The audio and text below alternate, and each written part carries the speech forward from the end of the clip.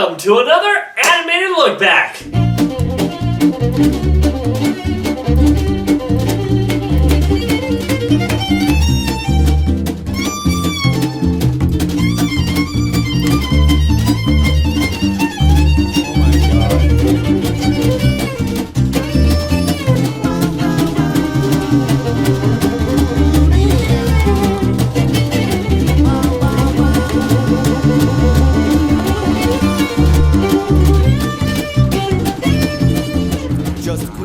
Meet the Robinsons.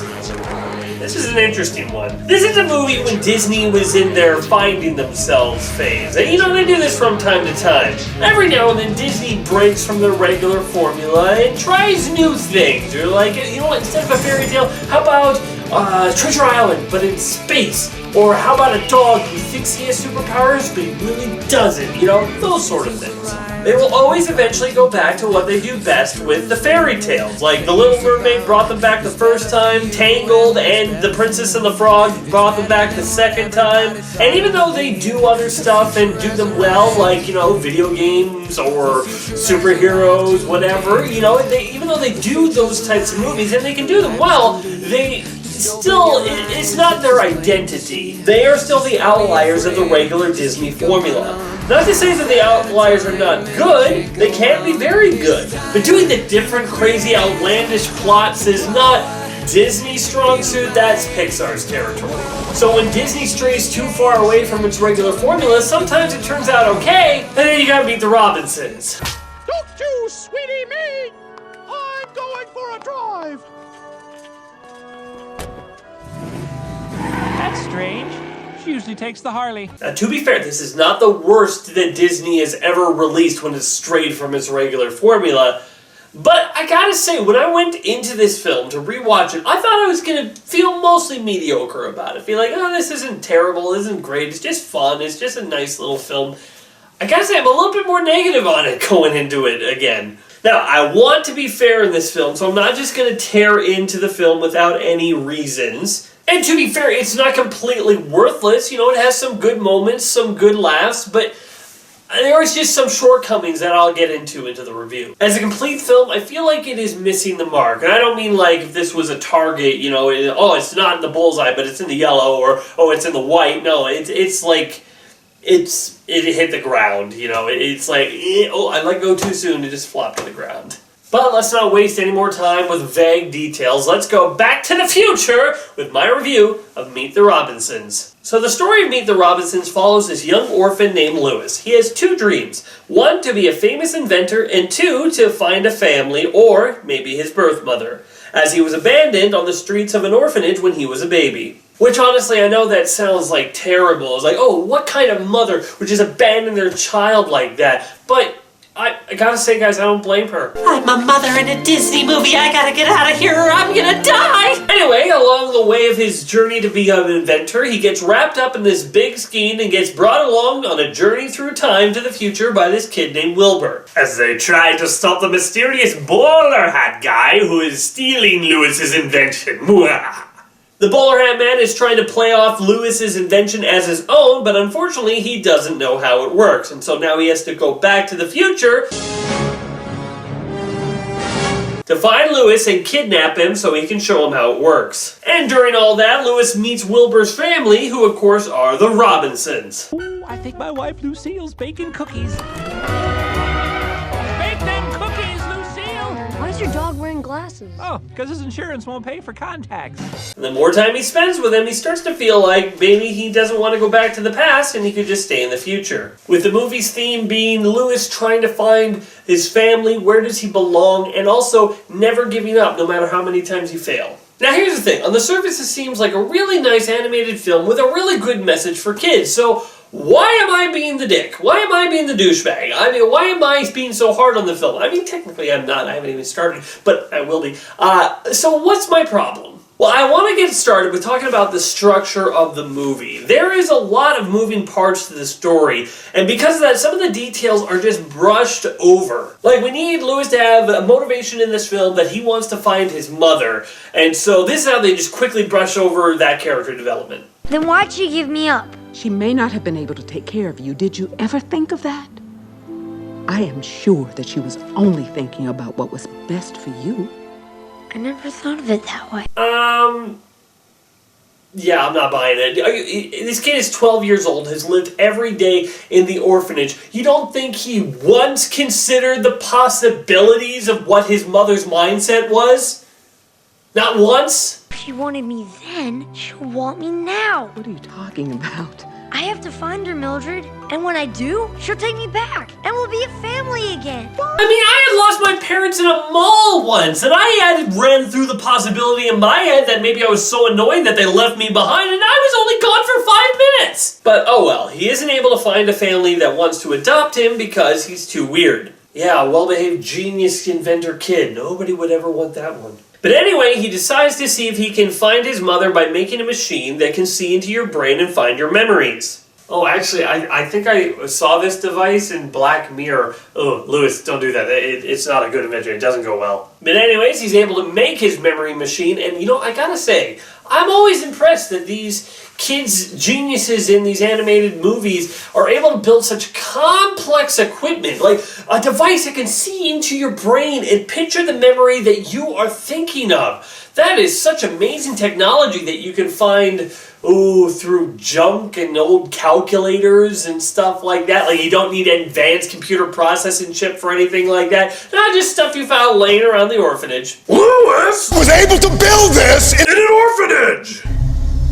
with a box of scraps. Still, I'm just curious where he got the welder from. I mean, and doing that inside your bedroom, that's really not safe, Lewis. I thought you were smart. Then later in the film, when we meet the Robinsons, let's just say they're a little much. I'm telling Ma. Lighten up, sis. Yes, I mean it. Children, please. Your mother is trying to take a nap. What is all the yelling out here? She started it. I don't want to hear any more. There are just so many members of this family, and I gotta say, I am not a fan of big families in animated movies. You never have enough time to establish them all as characters or to do all that much with them. Like, there's that one scene in, like, Coco where all the family is helping him. I'm like, well, this is great, but I have no idea who these people are, and I don't really care. The only movie that I've seen that balanced a large family pretty good was Encanto, but for this, we just get, like, 1 or 2 scenes with all these characters, and then we move on. And we don't really get any time to know them as characters or establishing anything. They're just all doing weird and wacky stuff. Like, this one girl has a city sculpture on her head for some reason because she was painting city stuff. Well, why did she have it on her head all the time? Okay. Or the guy that looks like a superhero but then is just a pizza delivery guy. Code 4 Alpha Omega Galaxy needs a large cheese and sausage thin crust. I'll be there in 30 minutes. Or it's free. First of all, props for getting Adam West to voice that character. I mean, you put Adam West in anything, and he was amazing. You know, rest in peace, but yeah.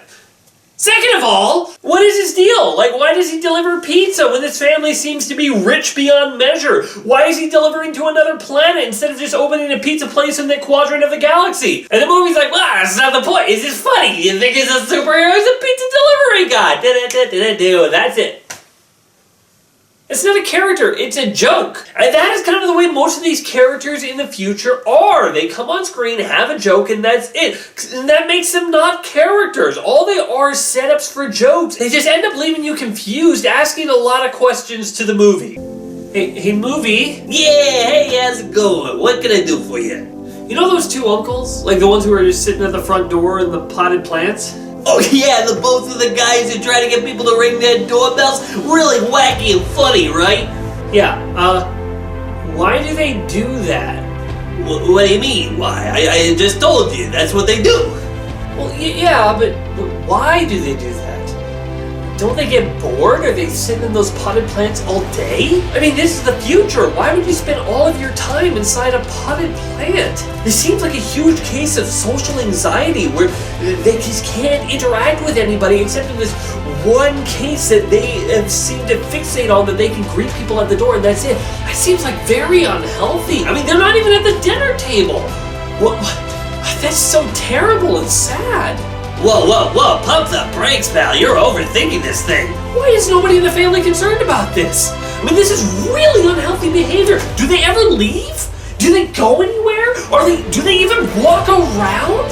You know, studies show that walking around can make you live longer. If these guys are just staying in these potted plants for all the time, they're going to be dead soon, and they're going to be fertilizer for the plants and for the maggots that they share in this terrible, terrible plant. What a dark, twisted thing to include in your movie! Just stop. You're thinking about this way too hard. Am I overthinking it? You're probably right, but maybe you should have thought of this just a little bit harder. That's it? They just sit in potted plants? That's the joke? Why is that even funny? And you know, why didn't you just think about this a little harder and make them robots? Then nobody's worried about the possible torturous life that these two people share. Hey, ring my doorbell. No. Ring my doorbell. Ring it. Look at this doorbell. Ring it. Yes. That was accidental. That's an accidental ring. It doesn't count. The film also has a hard time finding its tone. Sometimes it seems like, you know, the normal world, and then sometimes it just goes over the top. Like, here's the top, this is where the movie goes. Ha! Surely that is not the best you can do. Impressive, little sister. Your skills are strong. It's hard to feel invested in any of these wacky scenes, because I don't know anything about them. Like, for example, in Ice Age, you have that dodo scene that's really hilarious with all the dodos dying and our characters interacting with them. There's that one parody moment where, you know, it turns into a football match where Sid goes like, and a bunch of football cliches happen and everybody laughs, right? Well, that works because, one, I know the characters. I know Sid is a silly character. I know what he's like. So for him to do something really silly like that, it totally works for the character. Two, the tone of the movie, while having some serious scenes, has also had some very silly scenes, so it doesn't feel out of place. And number three, the scene still works without the parody. Like, us watching, we can see the scene, oh, this is a football parody, it's just like a sports movie. But the characters themselves are still acting within the realms of the characters. Sid has the melon, and he's trying to get through the dodos, and this is how he does it. You know, to us, it's a parody. To the characters, it's just what he's doing. You know, it's nothing like that. Here, when the characters do stuff like that, which is so over the top, we don't know them, so I have no idea if this fits their character. And while there are still silly things in this movie, sometimes it just goes straight up cartoon logic with like random stuff happening over there. Oh, we need to cover your hair? Here's a fruit basket hat. Where did you get that? I don't know. There's scenes where, like, characters are bringing out cue cards out of flippin' nowhere, like we're in flippin' Looney Tunes. I'm like, you're a Disney movie, not even the right company, come on! I feel like if you want to do the funny sight gag with the character trying to hide the hair so he's walking around with a fruit basket hat, you have to have a reason why that fruit basket hat is there. And you have a billion crazy siblings that you could have done it for. You know, maybe one of them is trying to do a new fashion line and have a million weird wacky hats and that's the only one that they could grab in time. Something like that. Make it work. Make it make sense. Now, when it comes to the animation, I honestly don't have too much to say. It feels pretty basic. I mean, the future is your average sort of Jetsons future with big, bubbly, over-the-top, fun, futuristic stuff that it's nothing too special.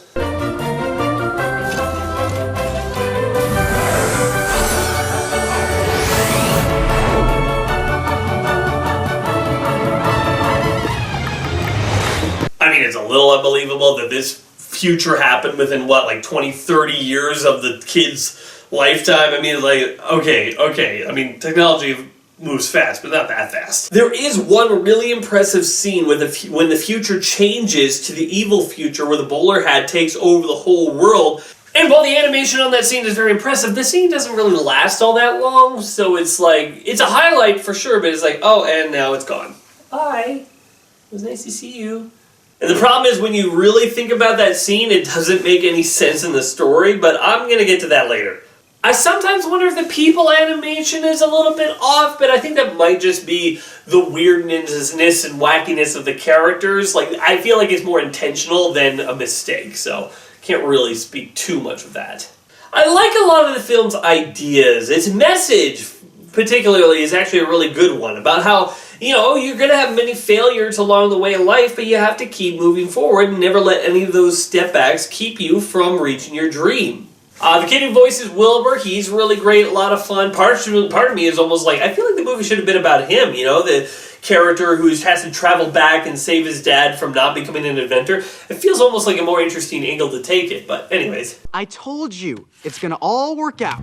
First, we keep Lewis in the garage away from everybody. I show up and give him the pep talk of the century. Then, he fixes the time machine. Why is it an acorn? I didn't have time to sculpt everything. I think he also plays the role well for someone who is in over his head, but thinks that, as long as he plays his card right, he's going to be able to fix things so no one will know how much trouble he's in. We've all been in that level of trouble where it's like, okay, as long as I can fix everything before anybody else notices, I will get in trouble.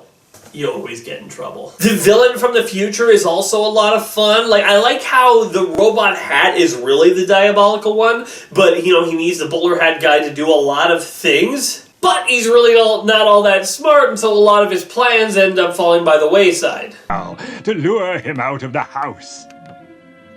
I know! I'll blow it up! Yes! Yes, and... No, it won't work. Then he'll be dead. I also like the twist that the bowler hat guy is the Goob from the orphanage, his roommate who feels cheated by him all these years later because he kept him up at night. Get him! If I hadn't fallen asleep, I would have caught the ball, and we would have won. Do you understand? For some reason, no one wanted to adopt me. I mean, it's a little bit of a predictable twist, but it's a fun twist. And it leads to quite a few laughs. Hey, Goop, what's up? Cool binder. Hey, Goop, want to come over to my house today? They all hated me. There are funny moments in this film a lot, although I will say there's just as many not funny moments. Oh! Well, hey there, little fella. Now I know what you're thinking, and my clothes are not on backwards. My head is. Oh, I used to tell that one to my science students. They didn't laugh either. But every now and then the movie will get a really good laugh out of me. Mila's married to Bud, and your dad Cornelius is their son. What does Cornelius look like? Tom Selleck. Okay, Cornelius is married to Fanny, and her brothers are Gaston and Art. What did I say? It caught me off guard. I thought it was funny. It's even funnier when you find out that Lewis's future self, who is, Wilbur's father, he's voiced by Tom Selleck. So, yeah, just quality joke. And then there's the scene where the bowler hat guy sticks one of the hats on a T-Rex and mind controls him, but he can't capture Lewis because he has such tiny arms. What's going on? Why aren't you seizing the boy?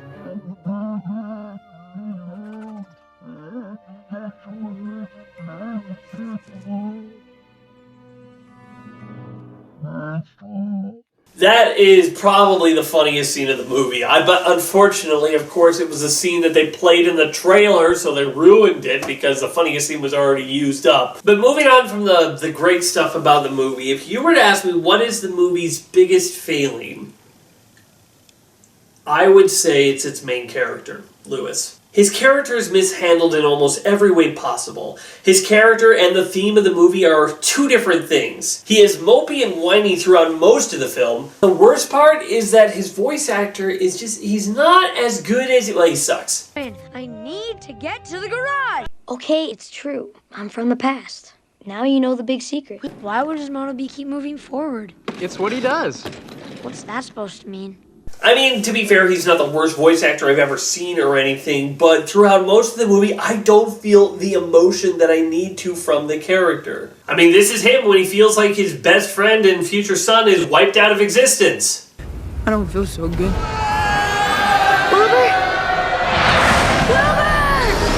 I mean, it sounds to me like he's calling out, to remind Wilbur of something, not in fear that he's going to be destroyed. Now, he isn't the worst voice actor I've ever heard or anything like that, but he is the main character. He's the one that we should be following throughout most of the movie, and I feel like his voice quality is just not up to snuff. He never really gets his performance past mediocre. And let me just say, while I do like the message of this film, that isn't mostly what Lewis is about in this movie. The message is never let your failures hold you back and keep moving forward. But that isn't what Lucas is focused on. He's like, I want to find a family.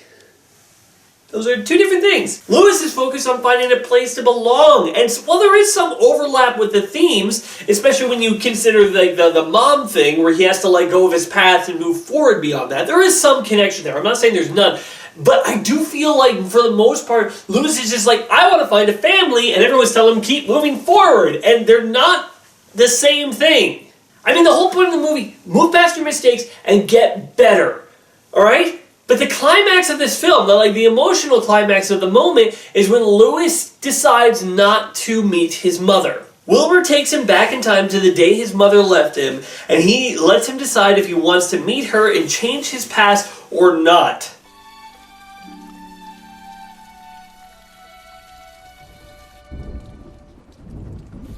This is the moment where it's supposed to be the hard choice. Do I finally find out who left me and find out why and find out if I belong with her? Or do I, embrace my fate? But, although I will say, wouldn't it be funny if he did try to talk to her? What would he even say? Hi, Mom. Oh, hi. I should introduce myself. I'm Lewis. I'm the baby that you're abandoning on the doorstep and not even knocking on the door. Man, it's a wonder I survived it all. I just want to let you know that I'm your son from the future. Yeah, I come here in a time machine so we can be reunited as a family again. Isn't that awesome? Mom, where are you going, Mom? Where are you going? Oh, we're going home now? Why are you running? I can't keep up with you. Mom? Oh, sorry, Laura. You know the rules. You exchange more than 5 words with your son, you gotta go. Now, kid, don't you think it's about time you got home? Wilbur, start the time machine. But I feel like this scene doesn't fully work for 2 reasons. One, because it has nothing to do with the theme. Theme, keep moving forward, learn from your mistakes. Well, this isn't really a mistake he made. But 2 is because of where it is put in the movie. If I knew that me going back to where I came from led to me having a life where I got every single thing I ever wanted, or option B is follow this lady down a dark alley, I wonder which choice I'm gonna make. Dark alley? No, I'm not an idiot. And I think they shouldn't have told him at all that they were related. I think what the theme of the movie should have been is no shortcuts. Throughout the movie, you could have had Lewis wanting to take things the easy way, use the time machine to find his birth mother, stuff like that. Throughout the whole movie, you could have had the villain taking shortcuts to achieve his goal, only to have it eventually blow up in his face. Here should be Lewis's leap of faith moment. The moment where he's like, maybe a better future is out there for me, and maybe I just gotta trust that there is something better for me. And then later you can have when he goes back to the science fair and he meets his new adopted parents in the present. Then it's revealed that he figures everything out and that he is one of the Robinsons as well. And then maybe he finds a letter from Wilbur explaining everything to him. It's I never thought my dad would be my best friend and something like that, blah, blah, blah. But with him knowing everything, there's no tension in that scene whatsoever because it's everything I wanted future or, I don't know, some weird lady who never cared about me. Now, honestly, I'm not sure if you could have made this story work without revealing that he is the architect of the future. Why wouldn't the villain tell him that? But still, I feel like all the emotion and all the tension in that scene where he almost meets his mother is gone because it's just such a no-brainer question. And because of that, the moments lacks weight because we already know plainly what the correct choice is. And I'm going to say this as well. I'm not sure the creators of this film really thought through some of the stuff in this film all that clearly because, okay, let me just say this. Lewis starts to really like to be a part of the Robinsons, and then when Wilbur's mom, Franny, finds out that he is an orphan, she takes pity on him. And then the T-Rex scene happens, and in the excitement of the moment, Lewis accidentally calls her mom. Yeah, did you see us take out that dinosaur? Oh, man, it was so cool, Mom. I'm sorry, I didn't... Lewis, it's okay. I'm really happy you're safe. You see, we got Lewis looking to Franny like a mother figure, somebody he can look up to as a motherly figure in his life. The only problem is that Lewis is actually Cornelius in the future, and Cornelius is married to Franny, so he's feeling motherly feelings to his future wife? Ugh. I am sorry, but this is like a reverse weird Freud thing. He viewed the woman that he is going to marry as a mother figure first, and then was able to get over that and find her sexually attractive later? Like, my mind can't even comprehend the layers of ickiness that this feels like. Speaking of things that my mind cannot comprehend in this movie, the time travel makes 0 sense. I mean, I tell you, they didn't even think about it for 5 seconds. And then they try to use it in funny ways like, ooh, we're using the time travel to our advantage. But it doesn't make any sense when you think about it. Like, there's a scene where he's like, oh, why did I even invent that stupid hat? And then that follows this. What?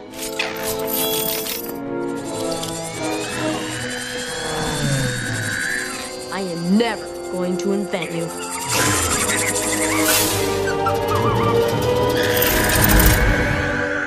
Lamest villain death ever! I mean, talk about weak. Like, first, why is him saying this out loud even needed? This should have happened, honestly, the moment they stopped Lewis from becoming an inventor, as the paradox corrected it. And you know what's funny? That's not even the stupidest mistake in this whole film. You don't want to know what it is? You want to know what the very stupidest thing that they made in this film? Okay, the entire movie, the whole plot of this movie revolves around Wilbur accidentally leaving the garage door open. All thanks to that pointy-haired little kid who forgot to lock the garage door. By leaving the garage door unlocked, you let the time machine get stolen. Ow! That's for not locking the garage door. Wilbur leaves the garage door unlocked, the bowler hat guy sneaks in, stealing the time machine, and the whole movie is on its way. But if that was the problem, why didn't Wilbur do this? Wilbur, make sure you shut that door tight or else the alarm won't engage. I got it.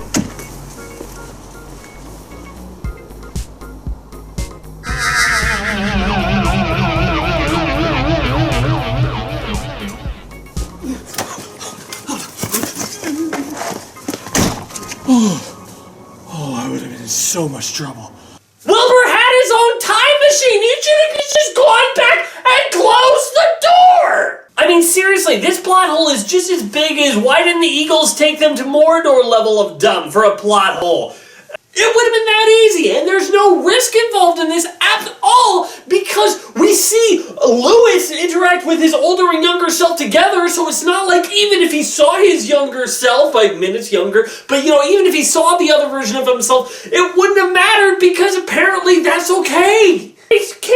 I can't believe they didn't even think about this. Like, even if they did a moment where they just, like, made fun of Wilbur for not thinking about this, you know, if, like, grown-up Lewis is like, Wilbur, why didn't you just travel back in time and close the door?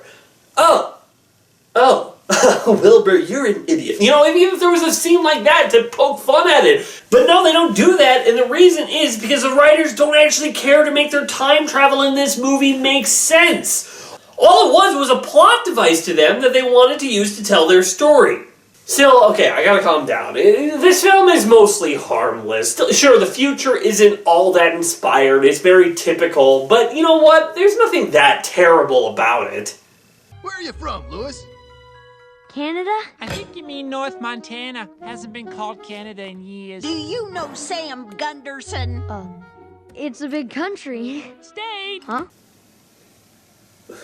What was that? Excuse me. What was that? There's no Canada. No Canada in your future. Worst future ever! I don't care! I would live in any other future than this one! Blade Runner! Mad Max Fury Road! Dark City! I would live in a flippin' pod in the Matrix than live in a stupid future that doesn't have a Canada! 0 out of 10! 0 out of 10! Not giving this a single inch of we don't need Canada, just like Montana! Or it's the same thing! No, it's not! We're our own proud country! Screw you, Meet the Robinsons! I don't want to meet you, I want to beat the Robinsons to death! Okay, I'm good. Took some pills. I'm good. Great. Now, with all that being said, why are some people looking at this movie as an underrated classic? I've heard many people, you look at reviews in this film, call Meet the Robinsons a hidden gem, one of the bright spots in this time. And they're not necessarily wrong. I mean, compare this to other movies that came out around this time from Disney, like Chicken Little. This is a lot better than that. But I think one of the reasons that a lot of people are very, positive on it is also the reason why I'm so hard on it. And that is one of the main things about it, is that it tackles what it is to be an orphan. Plus, I'm gonna be 13 next year, and you know how hard it is for a teenager to get adopted. I have no future.